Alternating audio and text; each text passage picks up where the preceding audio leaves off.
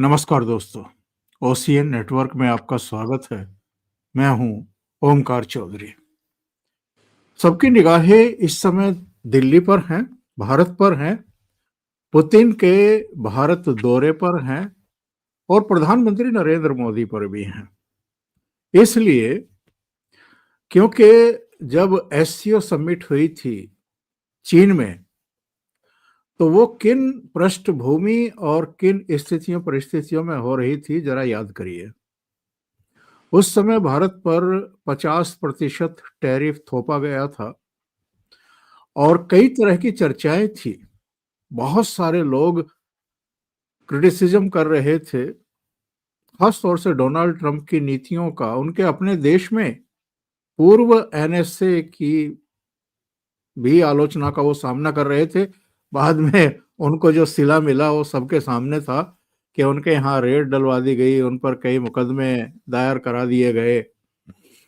लेकिन SCO summit में 31 अगस्त की रात को जो एक सीन डिनर के समय दिखाई दिया था, उसने डोनाल्ड ट्रंप और उनके सलाहकारों की एक तरीके से नींद उड़ाई थी।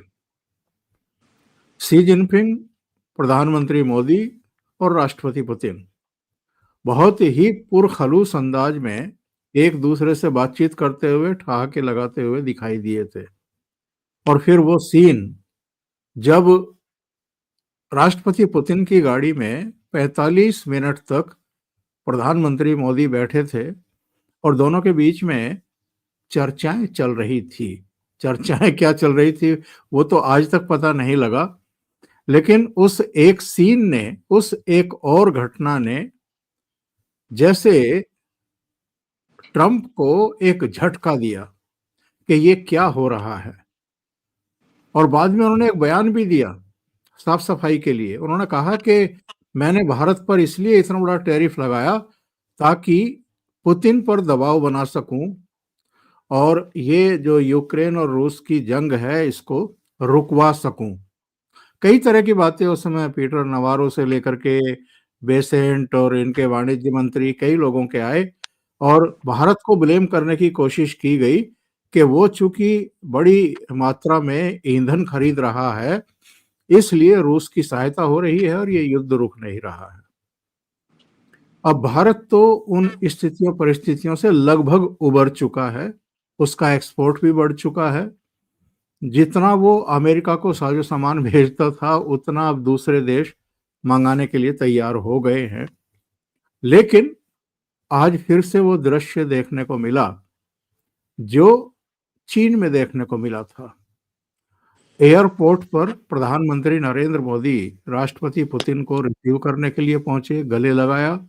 इसके बाद एक ही गाड़ी में दोनों सवार हुए और सीधे कहां पहुंचे? प्रधानमंत्री नरेंद्र मोदी के सरकारी आवास यानी प्रधानमंत्री आवास पर।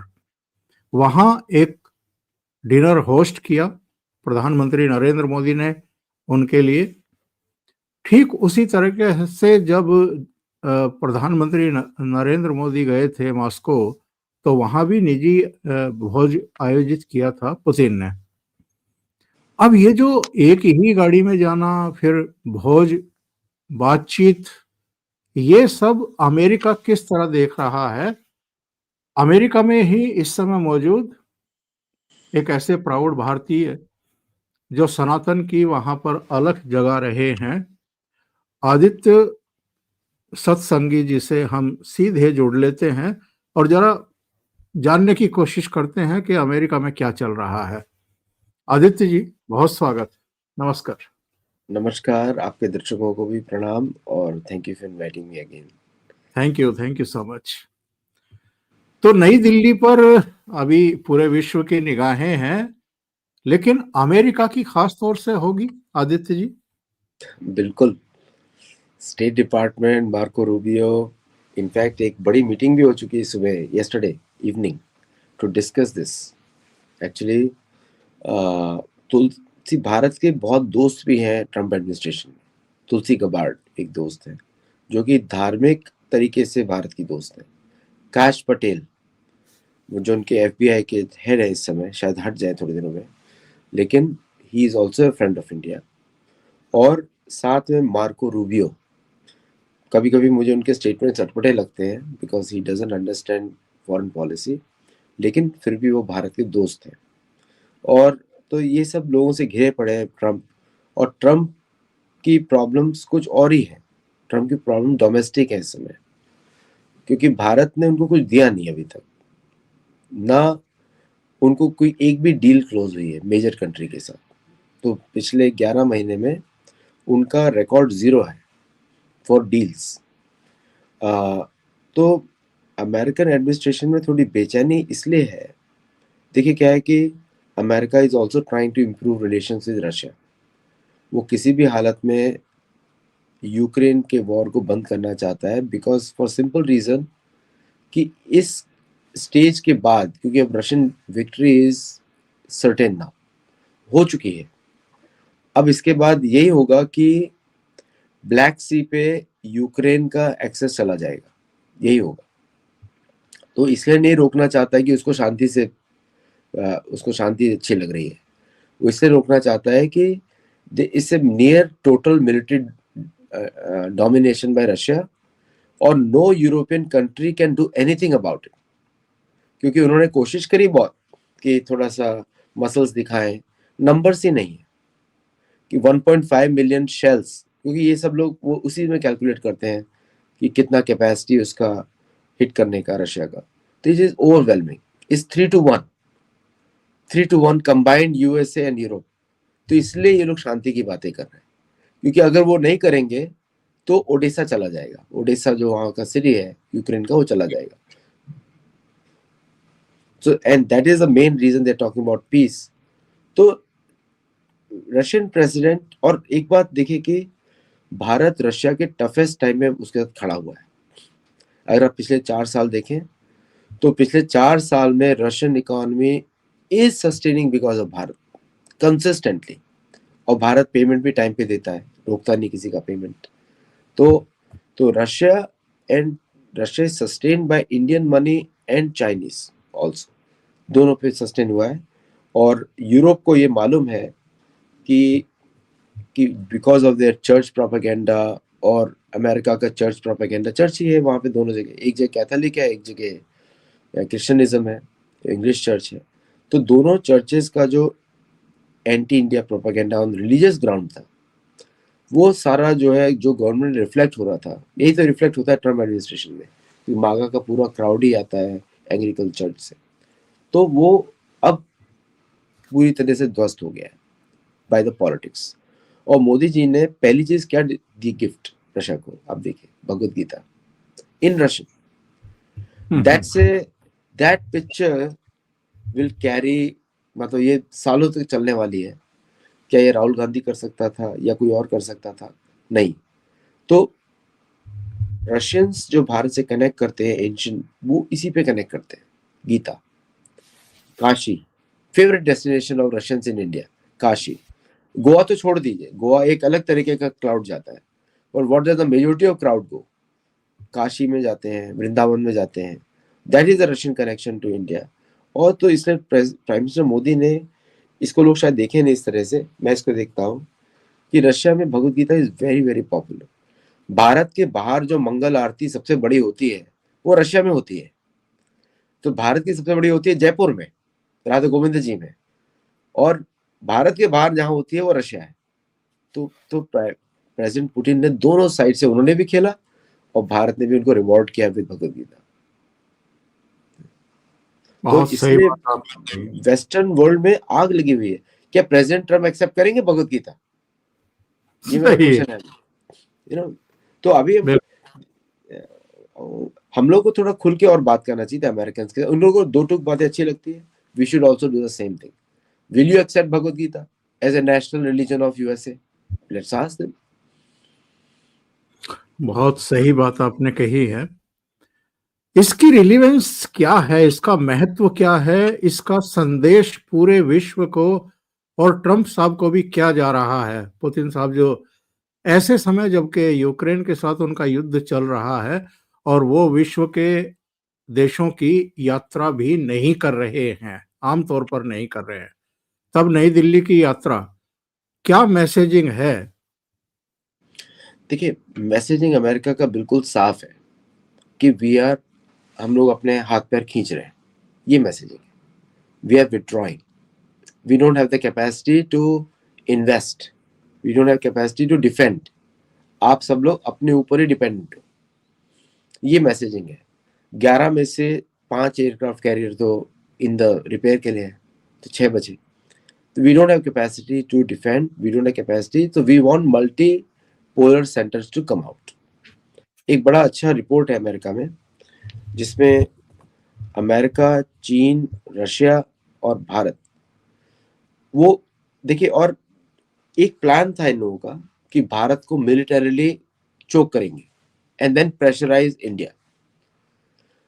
और रिलोस एग्रीमेंट बहुत सालों से डिस्कस हो रहा है फ्रॉम रशियन पर्सपेक्टिव, भारत ने रिक्वेस्ट नहीं किया, लेकिन इसीलिए आपने देखा होगा बहुत सारा विजिट्स हुआ है, राजनाथ सिंह जी का, डोभाल जी का और जयशंकर जी का। तो एक यूनिफॉर्मली डिसीजन हुआ रशिया की तरफ से, yes you can do that. पहली बार in the history of Russia after World War two, history of Bharat for the first time after independence, जहां पे भारतीय troops will be stationed in official capacity to perform any task which is needed. मैं कुछ उससे ज्यादा, that is up to the Indian decision. लेकिन Russian ships and Russian aircraft and Russian troops are going to be stationed in India. First time in the history of Bharat, post-independence Bharat. So this has created ripples in the international diplomatic circles. क्योंकि अब Russia को Indian ocean access है, और जब सेना को access होता है तो उसका यही मतलब है कि इट इज ए, मतलब ये क्या बोलते हैं, डोमिनेशन, मिलिट्री डोमिनेशन। इंडिया को जरूरत नहीं है, India is the largest volunteer army in the world, largest. वो तो हम लोग डिवाइड करके रखा हुआ है, CAPF सेपरेट कर दिया, ये कर दिया है for the UN requirements, but we are the largest military force, troop based force, voluntary force in the world. Plus Russia का largest nuclear arsenal creates a very powerful message, which that's the only message West understands. बाकी कुछ नहीं समझ में आता, आपकी वचन, आपकी फिलॉसफी, आपका टेक्नोलॉजी, ये कुछ समझ में नहीं आता। उनको समझ आता है troops on the ground, troops on the ground कितने हैं। सो और चाइना ने भी बहुत गेम खेला रशिया के साथ, they are trying to acquire their property, उसे रशिया फाइट भी कर रहा है, प्लेजराइजेशन ऑफ टेक्नोलॉजी भी फाइट कर रहा है। और वहां पे उन्होंने एक और मास्टर स्ट्रोक खेला, Chinese businessmen can come freely to Russia, Chinese businessmen want to run away from Russia. और सऊदी के साथ भी उन्होंने वीजा फ्री पैक किया, और भारत के साथ रिलोस किया, और वीजा के बाद में भी शायद बात होगी सिविलियन कोऑपरेशन में। तो it is a military message to the West कि yes we are prepared to defend Indian Ocean if there is a need. तो यहाँ पे युद्ध मत करना, अगर करना है पैसिफिक में करो, अटलांटिक में करो, यूरोप में करो, कहीं पर भी करो, यहाँ पे मत करो। अभी 20 नवंबर को एक डील हुई थी जेवलिन को लेकर के, और जी हाँ, जी हाँ, लेकिन अमेरिका इंतजार कर रहा है F-35 को लेकर के, कुछ दूसरी चीजों को लेकर के, कि कम से कम 1-2 स्क्वाड्रन तो भारत खरीद ले। और पिछले काफी समय से वो डील का प्रस्ताव अमेरिका की तरफ से भारत के सामने मेज पर पड़ा हुआ है। लेकिन इधर जो चर्चाएं चल रही हैं वो चल रही हैं Su-57 को लेकर के। ये भी 5th जनरेशन स्टील्थ विमान है, लड़ाकू विमान है, US का, आपका रूस का। और उम्मीद है कि आज हैदराबाद में जो मीटिंग होने जा रही है, हैदराबाद हाउस में जो मीटिंग होने जा रही है, उसमें कई डील पर सिग्नेचर होंगे, क्योंकि एक बड़े प्रतिनिधिमंडल के साथ, अपनी आधी सरकार के साथ पुतिन पहुंचे हैं नई दिल्ली।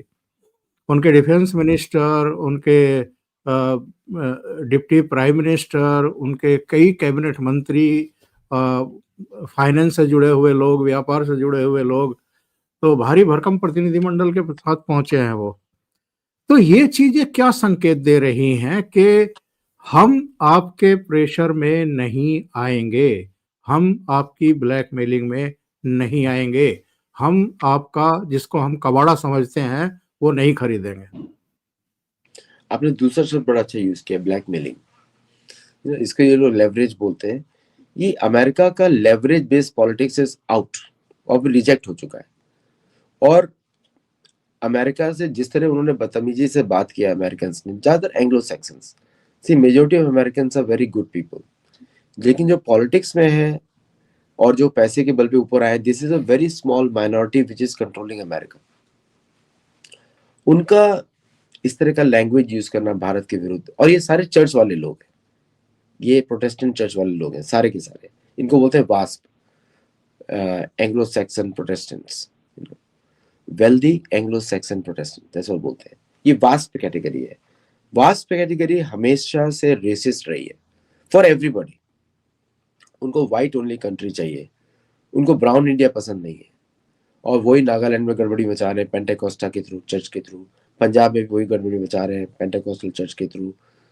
आंध्र प्रदेश में कैथोलिक्स घुसे हुए हैं, केरल में कैथोलिक्स घुसे हुए हैं, तमिलनाडु में पेंटेकोस्टल चर्च अगेन। तो ये जो और इसी को बहाना कितने बना करके ये G20 में भी नहीं गए। इसीलिए नहीं गए क्योंकि वहां पे झूठ बोला था रामाफोसा को। आपने अंगोला का पिक्चर दिखाया और रामाफोसा की बेइज्जती करी। तो दुनिया has moved past all this games, and मैं चाहता हूं कि अमेरिकन अंडरस्टैंड कि हम लोग बोल रहे हैं, खुल के ओपनली बोल रहे हैं, risking our own reputation sometimes, कि ये you are past the expiry date right now, कि आप लोग सुधर जाइए, इस तरह की बातें नहीं करिए लोगों के साथ। और ये जो ब्राउन ब्लैक की बात करते हैं, नेटिव अमेरिकन सारे ब्राउन ही होते हैं, ये कोर रेसिज्म वाला एटीट्यूड है।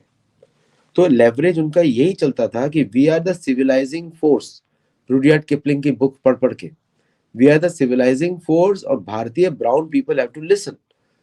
तो वट वो ये बात भूल गए कि दुनिया का major economic force is Asia, not USA, not America.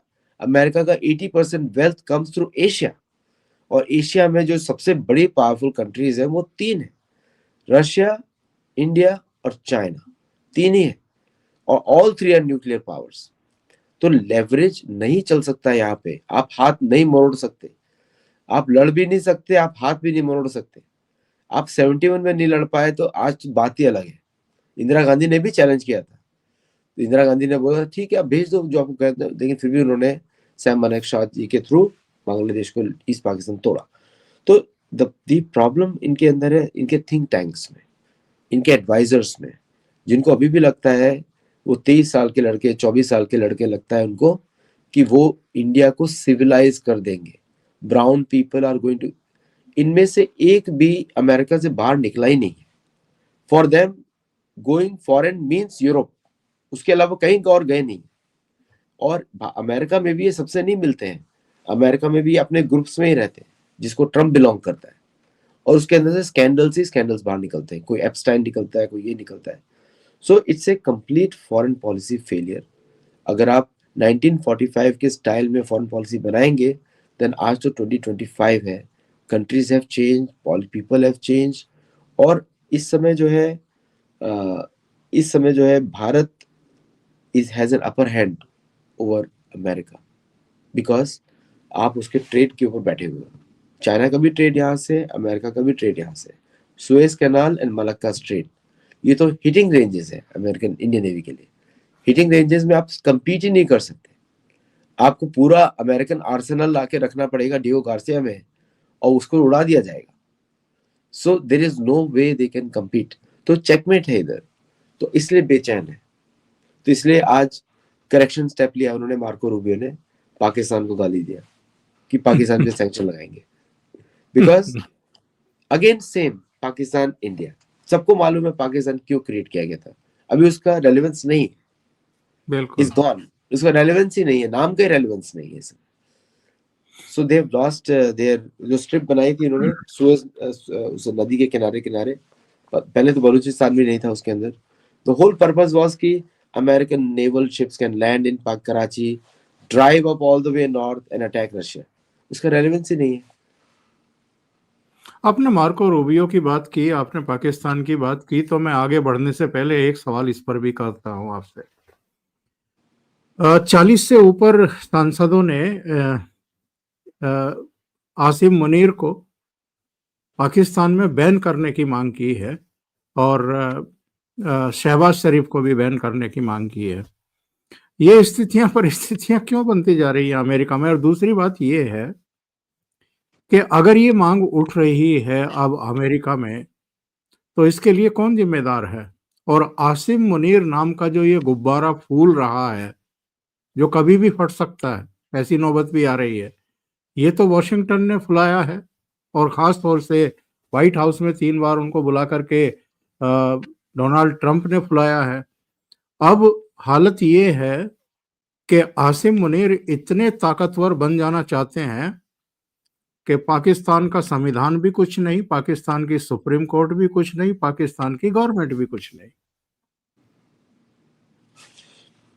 एक मैं आपका लास्ट क्वेश्चन का पॉइंट भूल गया था, and I wrote down this question.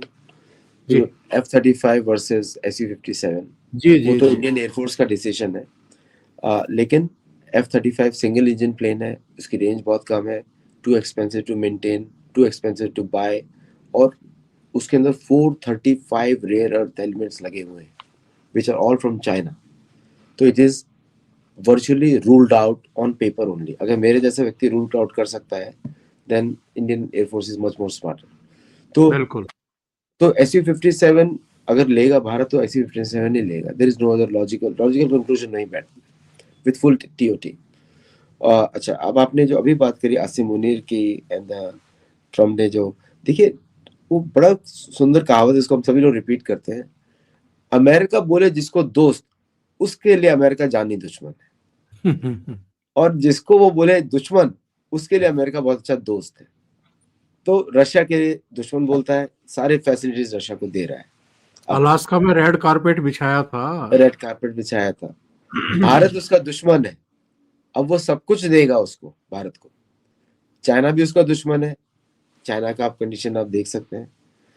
Asim Munir का फ्यूचर मुझे कुछ दिखता नहीं है। मुझे लगता है कि यहाँ पे कुछ अदृश्य राज्य काम करेगा और इसको निकाल देगा, बिकॉज वो उसका एग्जिट का प्लानिंग किया जा रहा है कि आपको, हम जैसे बोलते हैं ना, हम पहले हम आपको आपको काटने से पहले पहले आपको सजाएंगे, खिलाएंगे, पिलाएंगे, वही चल रहा है।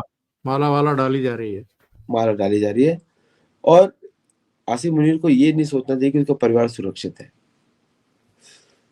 क्योंकि वो भी डबल अमेरिका गेम्स में। पाकिस्तानी खेलते हैं, बिल्कुल। तो और अमेरिका भी डबल गेम खेलेगा, बिकॉज कोई फायदा नहीं है अमेरिका को इन लोगों से। उनको चाहिए था WLF का हेडक्वार्टर्स। अब क्रिप्टो तो मार्केट कोलैप्स कर रहा है, सभी लोग स्टीव विटकॉफ जाके रशिया से मिल लिए, तो क्रिप्टो के बेस्ट इंजीनियर्स तो रशियंस हैं। और जो जर्मन को दिखाते हैं कि जर्मन ने क्रिएट किया बिटकॉइन, सॉरी जापानीज ने, बट वो तो फिक्टिशियस नाम था, नाम तो अमेरिका ने क्रिएट किया, वो तो ऑलरेडी रिपोर्ट्स आ चुकी हैं। तो व्हाई विल अमेरिका पाकिस्तान को अलाउ करेगा क्रिप्टो के लिए?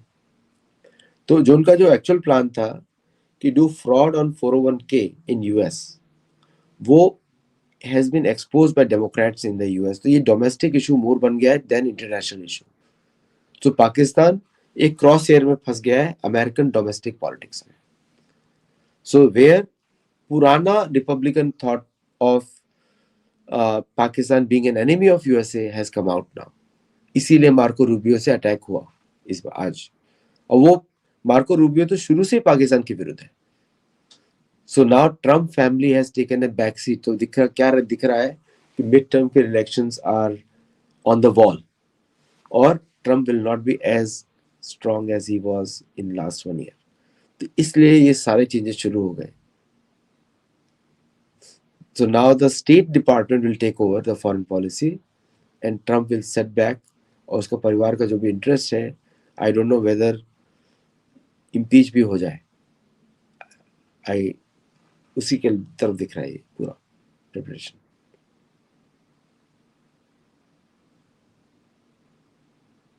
आप म्यूट पे हैं।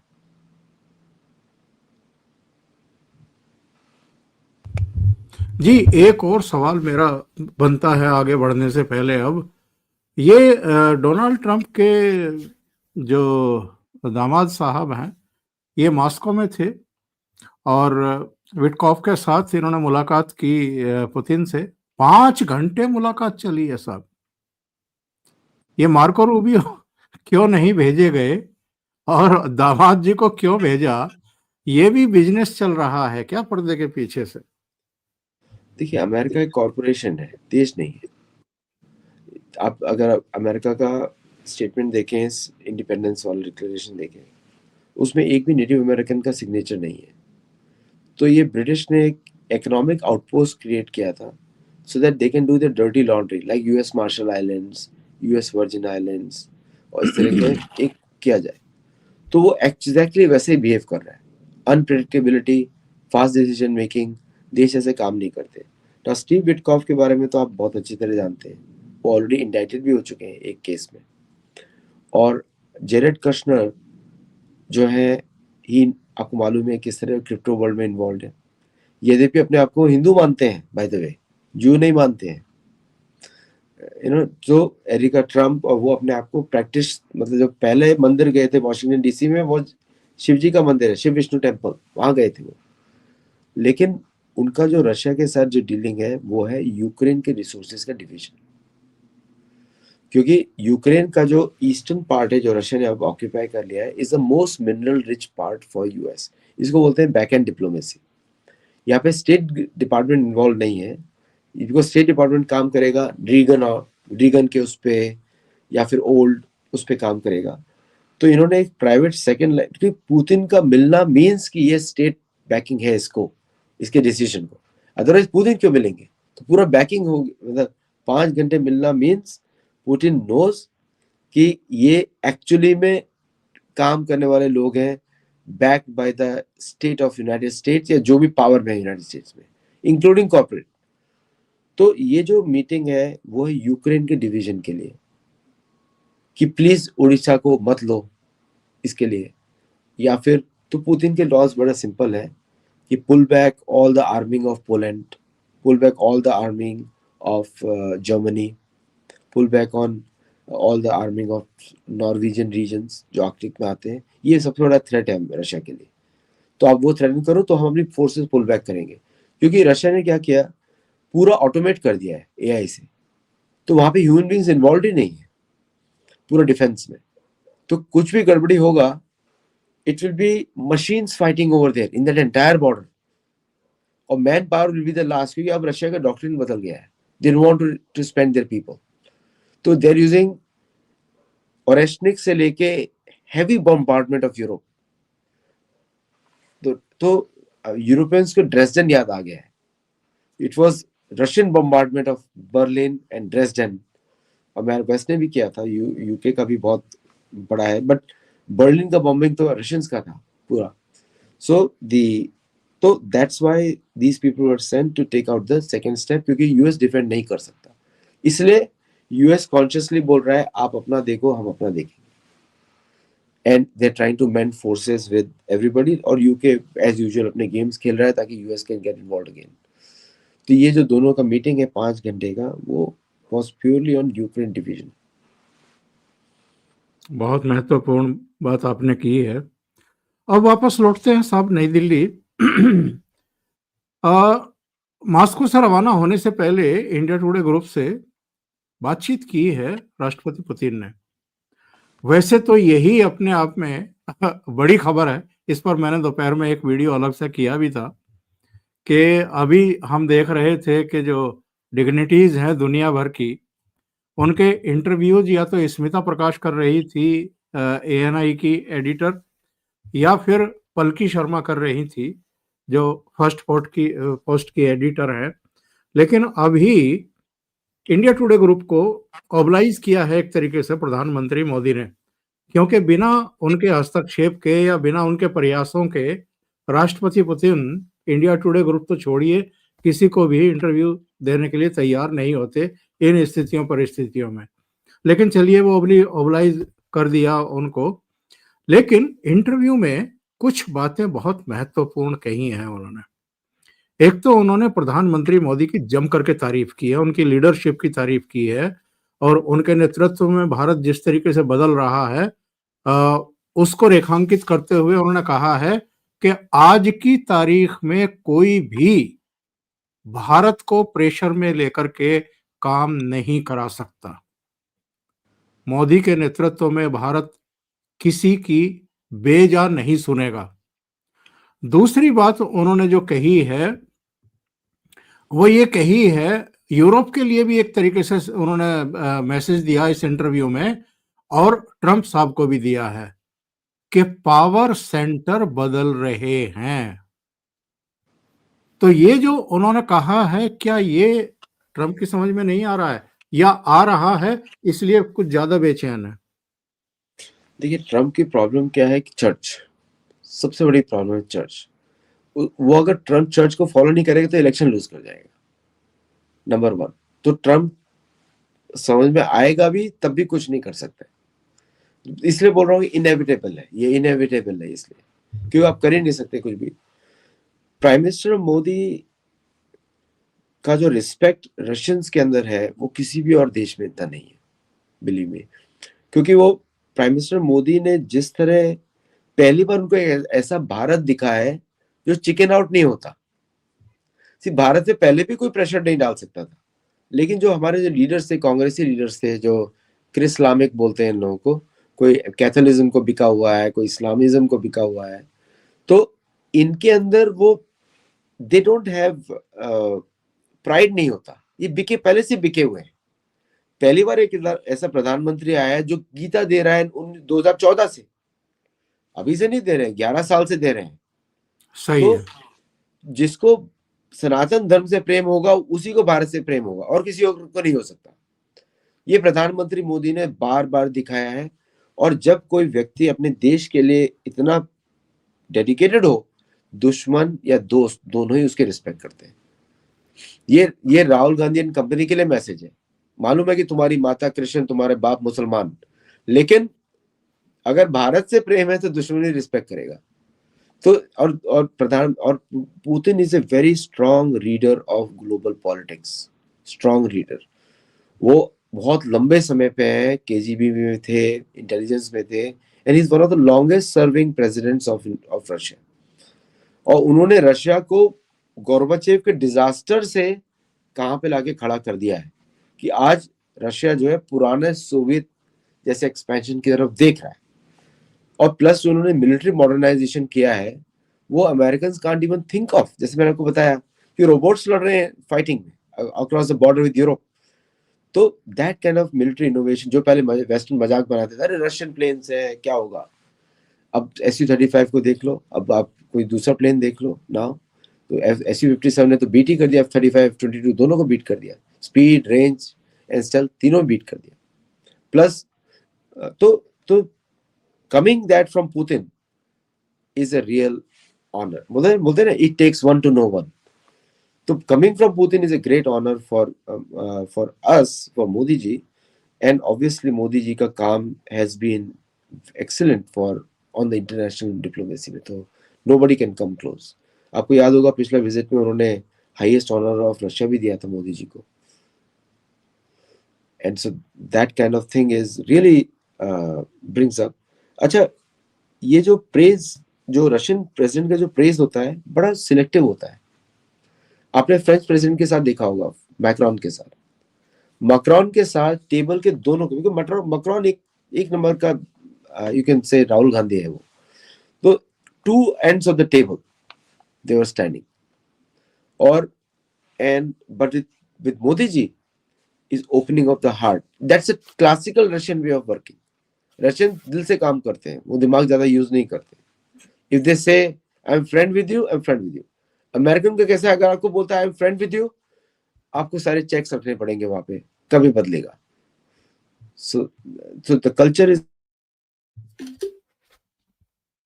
तो इट मीन्स अ लॉट। बिल्कुल सही बात आप कह रहे हैं। आदित्य जी, चलते चलते एक और पॉइंट पर बात कर लें।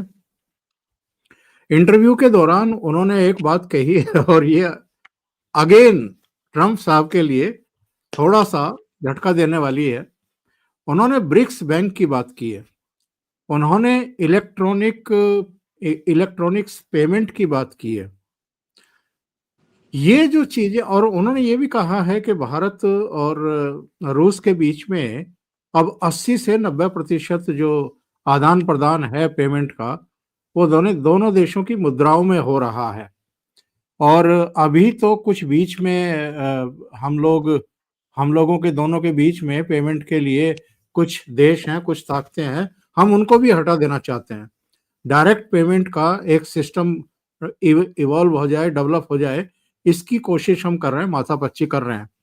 लेकिन ब्रिक्स बैंक और इलेक्ट्रॉनिक्स पेमेंट, ये तो सीधे सीधे डॉलर के साम्राज्य को चुनौती देने जा रहे हैं मोदी और पुतिन, और इसमें सी जिनपिंग भी होंगे। देखिए ब्रिक्स चल रहा है, आई टेल यू, तो ब्रिक्स का जो 2 पिलर्स हैं वो is India and Russia, not China. China is creating problems everywhere, including with India, including with Russia also. और आपने बात किया ब्रिक्स बैंक का, दिस अगर ये एग्री हो जाता है and a secretariat comes in Moscow, not in India, Moscow, तो it will change the world order overnight. Number 1, already Jaishankar ji बार बार हिंट कर चुके हैं, प्राइम मिनिस्टर रशिया ने ऑलरेडी बोल दिया है. नाउ इलेक्ट्रॉनिक्स पेमेंट में देखिए क्या है कि भारत और रशिया का ट्रेड बहुत ही कम है, डॉलर को अफेक्ट नहीं करता. और भारत को अमेरिका ने इस जगह पे लाके खड़ा कर दिया है, even though Bharat was not opposing dollar in any way, but अपनी फूलिशनेस में, चर्च की पॉलिटिक्स में, जिसमें racial hatred of Hindus included है अमेरिकन के, मैं I blame them for that. अब आपने भारत को उस जगह पे लाके खड़ा कर दिया है कि वो आपकी वो रोटी छीनेगा जिसपे आप जिंदा रह रहे हो, रिजर्व करेंसी. तो अगर भारत और चीन, भारत और रशिया और भारत और middle east decide not to use the US dollar, then American experiment is over. तो आपको कच्चे से लेके सुई से लेके सब कुछ मेहनत करनी पड़ेगी. And nobody should forget, in America child labor was legal in 1940s. Already pictures आना शुरू कर दिया है कि 12 साल के लोग भी फैक्ट्री में काम करेंगे, गोरे लोग. सो आई थिंक दिस, एक चीज आपने बड़ा अच्छा बताया है अभी, ये जो meeting from Russian perspective is more economics.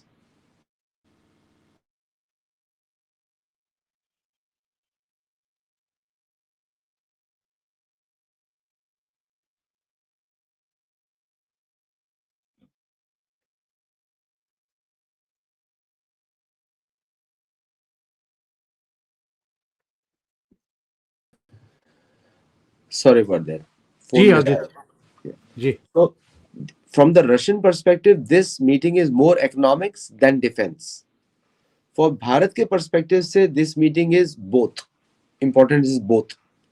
तो Russia is going to focus more on economic agenda, not on defense agenda. क्योंकि रशियन का कल्चर है, वो डिफेंस के बारे में ज्यादा बात नहीं करते किसी से ओपनली. भारत में बड़ा रहता है कि ऐसी सिचुएशन का ये स्पेसिफिकेशंस है, ये नहीं है, वो नहीं बात करते, उनको मालूम है वो क्या करते हैं. So from Russian perspective, the focus is on economics actually. So this is the main deal for Russian perspective. और ना भूलें कि 26 में ब्रिक्स की जो चेयरमैनशिप है वो भारत के पास आ रही है. भारत के पास.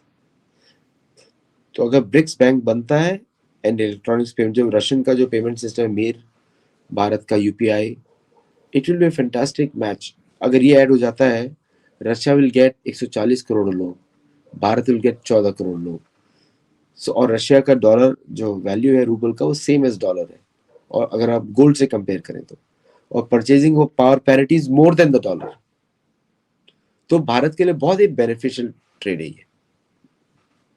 तो अगले 1 साल या आगे आने वाले कुछ सालों के लिए तो मेरे विचार से जब तक डोनाल्ड ट्रंप हैं तब तक तो नरेंद्र मोदी एक कहना चाहिए कि बड़ी चुनौती बन करके खड़े होंगे ट्रंप साहब के लिए, उनके शासन प्रशासन के लिए. अब देखते हैं, लड़ाई तो दिलचस्प मोड़ पर पहुंची है, और ये जो दिल्ली का दौरा है पुतिन साहब का, ये बहुत बड़े मैसेज लेकर के आया है. और जब रवाना होंगे तब पूरे विश्व के लिए और ट्रम्प साहब के लिए भी बहुत बड़े मैसेज छोड़ करके भी जाएगा। आदित्य जी, बहुत धन्यवाद आपका जुड़ने के लिए। Thank you so much. आपने बहुत महत्वपूर्ण इश्यूज पर चर्चा की है, इतना समय निकाला है, और हमेशा अच्छा लगता है जब भी आप जुड़ते हैं तो कुछ प्लस करके जाते हैं। Thank you so much. Thank you. नमस्कार।